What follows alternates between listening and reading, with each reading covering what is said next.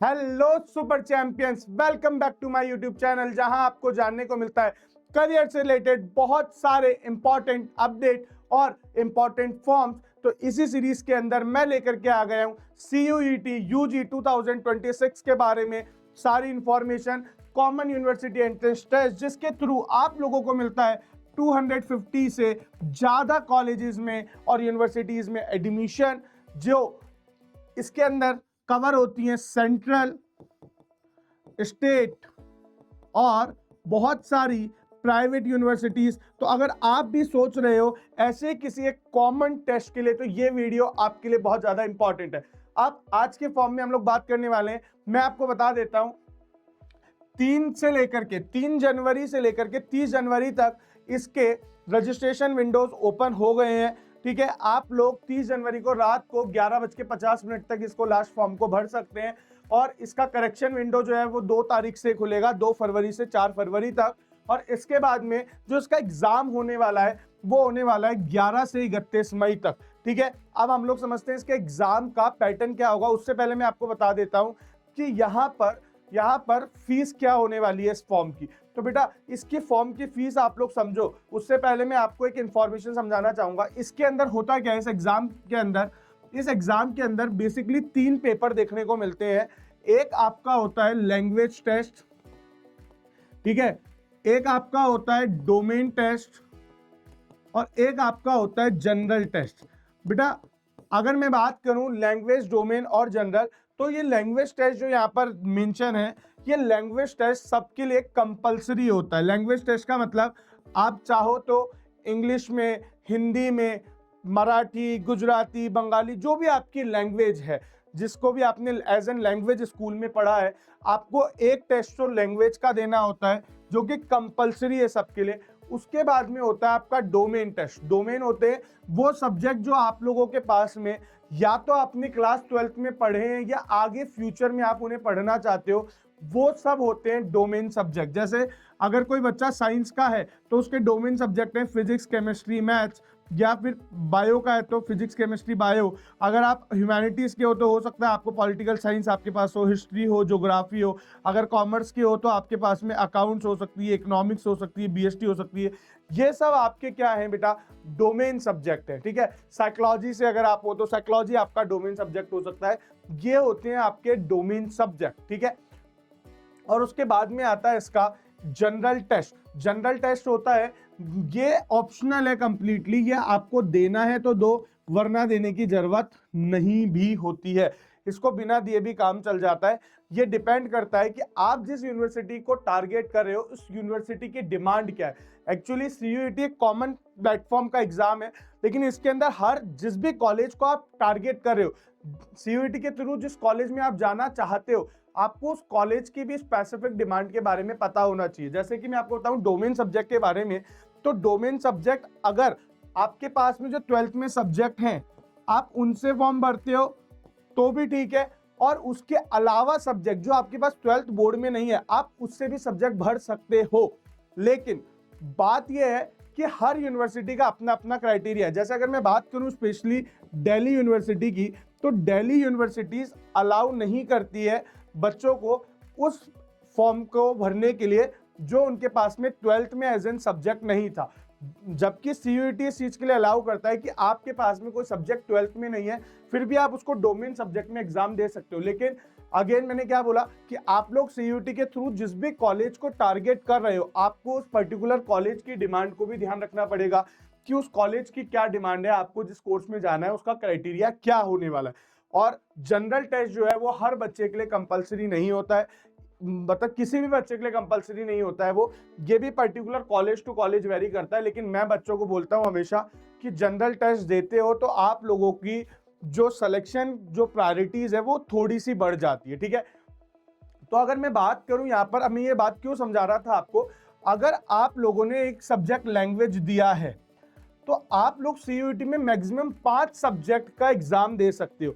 और इस 5 सब्जेक्ट का क्राइटेरिया क्या है, इसी के अंदर इंक्लूड है लैंग्वेज और जनरल टेस्ट। तो अगर आप लोगों ने लैंग्वेज और जनरल टेस्ट का एग्जाम आप देने वाले हो, लैंग्वेज तो कंपलसरी है, जनरल टेस्ट ऑप्शनल है, अगर आपने जनरल टेस्ट को भी इंक्लूड किया है तो आप डोमेन में मैक्सिमम 3 सब्जेक्ट और दे सकते हो। कुछ बच्चे क्या कर रहे होते हैं, जैसे मान लेते हैं कि कुछ बच्चे होते हैं जो पीसीएमबी वाले होते हैं, वो क्या करते हैं, एक सब्जेक्ट लैंग्वेज देते हैं और 4 सब्जेक्ट डोमेन दे सकते हैं। लेकिन ओवरऑल आप मैक्सिमम कितने सब्जेक्ट चूज कर सकते हो, तो बात है 5 सब्जेक्ट आपको सीयूईटी अलाउ करता है मैक्सिमम चूज करने के लिए, और इसी के अकॉर्डिंग उन्होंने फीस रख रखी है। अगर आपने मिनिमम 3 सब्जेक्ट में टेस्ट दिया, मतलब एक आपने अपना जनरल टेस्ट दिया और मान लो 2 डोमेन सब्जेक्ट रखे, जो भी आपके 12th के सब्जेक्ट हैं उनको आपने चूज किया, तो इसके लिए आपकी फीस अलग होगी 3 सब्जेक्ट के लिए, और उसके बाद में जो भी आप एडिशनल सब्जेक्ट ऐड करोगे उसकी फीस अलग होगी। तो मैं आपको बता देता हूं, जनरल कैंडिडेट जो है उनके लिए 3 सब्जेक्ट की फीस है 1000 रुपए, लेकिन जो भी 2 और एडिशनल सब्जेक्ट अगर वो चूज करते हैं, मतलब मान लो अगर उन्होंने एक सब्जेक्ट चूज किया तो उनको 400 रुपए एडिशनल देने पड़ेंगे, मतलब एक सब्जेक्ट का एडिशनल चार्ज है 400 रुपए, 3 के तो फिक्स 1000 रुपए, अगर एक और यूज किया तो 1400 रुपए देने पड़ेंगे, और यहीं पे अगर उन्होंने 5 सब्जेक्ट दिया तो उनको 400 रुपए और देने पड़ेंगे, मतलब उनकी फीस हो जाएगी 1800 रुपए। ऐसे अगर मैं बात करूं जो ओबीसी वाले बच्चे हैं तो उनके लिए 900 रुपीज है 3 सब्जेक्ट की फीस, और ईच सब्जेक्ट की फीस है 375।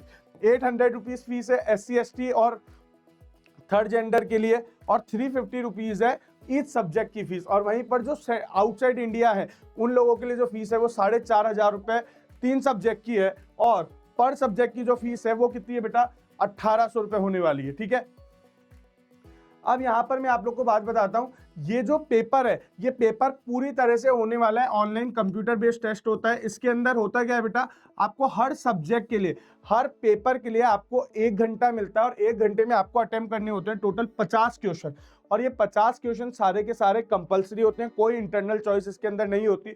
और ये जो 50 क्वेश्चन होते हैं, ये 50 क्वेश्चन जो है, ये एक क्वेश्चन यहाँ पर, एक क्वेश्चन सही होने पे आपको मिलते हैं 5 नंबर। ठीक है, तो मतलब टोटल जो पेपर होता है वो होता है आपका 250 मार्क्स का। कितने का होता है बेटा, 250 मार्क्स का होता है। और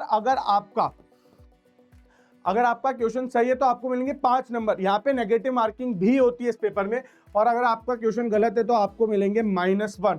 ये यहाँ पे क्लियरली मेंशन है। ठीक है, अब हम बात करते हैं इस एग्जाम के सिलेबस की। तो बेटा अगर मैं बात करूं लैंग्वेज सब्जेक्ट, जो भी लैंग्वेज सब्जेक्ट आपने चूज किया है, तो लैंग्वेज सब्जेक्ट में आप लोग को मिलेंगे रीडिंग कॉम्प्रिहेंसिव, ठीक है, लिटरेचर एप्टीट्यूड, वोकैबुलरी, पैसेज, जो जनरल होता है। आप लोगों ने जो रीडिंग कॉम्प्रिहेंसिव दिए हैं आप लोग के, यहाँ पे कोई भी लिटरेचर आपसे नहीं पूछने वाला, कोई भी आपकी क्लास 12th के इंग्लिश के, अगर आपने English as an subject choose किया है लैंग्वेज में, या हिंदी चूज किया है, या गुजराती, मराठी, राजस्थानी, जो भी आपने सब्जेक्ट चूज किया है, तो ये आपसे आपकी लिटरेचर के चैप्टर नहीं पूछने वाले, ये आपसे ग्रामर पूछने वाले हैं उस सब्जेक्ट का। ठीक है, अब मैं बात करता हूं डोमेन सब्जेक्ट के सिलेबस की। तो बेटा डोमेन सब्जेक्ट का जो सिलेबस है वो एनसीईआरटी का जो आपका क्लास 12th का सिलेबस है ना, वो आपका इसका सिलेबस होने वाला है। लेकिन फिर भी मैं आप लोग को रिकमेंडेड करूंगा कि जो भी सब्जेक्ट आप चूज कर रहे हो उसका प्लीज सीयूईटी की वेबसाइट पर जाकर के, सीयूईटी की वेबसाइट क्या है, cuet.nta.nic.in। ठीक है, मैं एक बार आप लोग को दिखा भी देता हूं ये वेबसाइट। ये देखो, ये इस तरह से कुछ वेबसाइट आप लोगों की खुलेगी।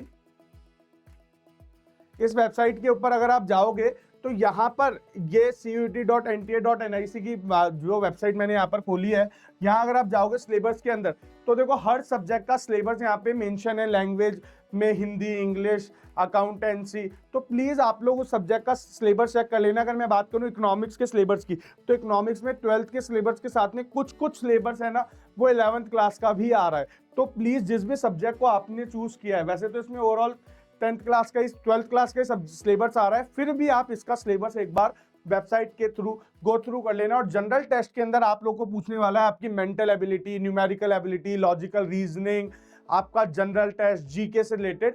तो ये आपका पूरा सिलेबस होने वाला है। और इस फॉर्म को भरते टाइम, अभी आप आते हैं इसके फॉर्म फिलिंग के प्रोसेस के ऊपर, फॉर्म भरते टाइम ये बात जरूर से ध्यान रखना कि आप लोग आधार कार्ड को यूज करके ही इसका फॉर्म भरो, और आधार कार्ड आपका अपडेटेड होना चाहिए। मैं आधार कार्ड इसलिए बोल रहा हूँ क्योंकि आधार कार्ड से आपको फ्यूचर में कोई भी कॉम्प्लिकेंसीज फेस नहीं करनी पड़ेगी, और आधार कार्ड बिल्कुल अपडेटेड करना। एनटीए ने इस बार स्पेशली इस बात को कहा है कि जिस भी बच्चे का आधार कार्ड अपडेटेड नहीं होगा उसको बहुत सारी प्रॉब्लम फेस करनी पड़ सकती है। आधार कार्ड में जो भी आपका मोबाइल नंबर लिंक्ड है आधार कार्ड से वो एक्टिव होना चाहिए। बात पहले ही चेक कर लेना कि जिस भी नंबर से आपका आधार कार्ड लिंक्ड है वो चालू है या नहीं है, उसमें रिचार्ज है या नहीं है, ताकि आपको OTPs आए तो आपको कोई दिक्कत ना हो। और जो भी मेल आप शेयर कर रहे हो वो आपका एक्टिव मेल आईडी होना चाहिए, क्योंकि वही आपके लिए फ्यूचर कम्युनिकेशन का जरिया बनने वाला है। तो अगर आप चाहते हो फॉर्म फिलिंग प्रोसेस में कोई भी कॉम्प्लिकेशंस ना हो तो इन बातों का जरूर से ध्यान रखना। और फिर भी मैं इसका एक डिटेल वीडियो बना दूंगा जिसमें मैं आपको पूरा फॉर्म फिलिंग प्रोसेस गाइड कर दूंगा कि फॉर्म कैसे कैसे आपको भरना है। अगर आपको फॉर्म फिलिंग का डिटेल वीडियो चाहिए तो कमेंट में फॉर्म फिलिंग वीडियो मैं शेयर कर दूंगा, मैं अपलोड कर दूंगा। अगर मेरे को 20 से ज्यादा बच्चों के मैसेज आते हैं तो मुझे समझ में आ जाएगा आप लोग को उसकी नीड है, तो मैं 20 बच्चों के लिए भी वो वीडियो बना दूंगा। अगर आप लोगों को अपने करियर से रिलेटेड कोई भी डाउट है और आप चाहते हो कि मैं आपको उसके अंदर हेल्प करूं, तो आप स्क्रीन पे शो हो रहे नंबर पे मेरी टीम को कनेक्ट कर सकते हैं और मैं आप लोग को 1-on-1 गाइड कर दूंगा आपके करियर से रिलेटेड इश्यूज को फिक्स करने के लिए। तो विश यू सक्सेस। मिलते हैं नेक्स्ट वीडियो में। Bye bye.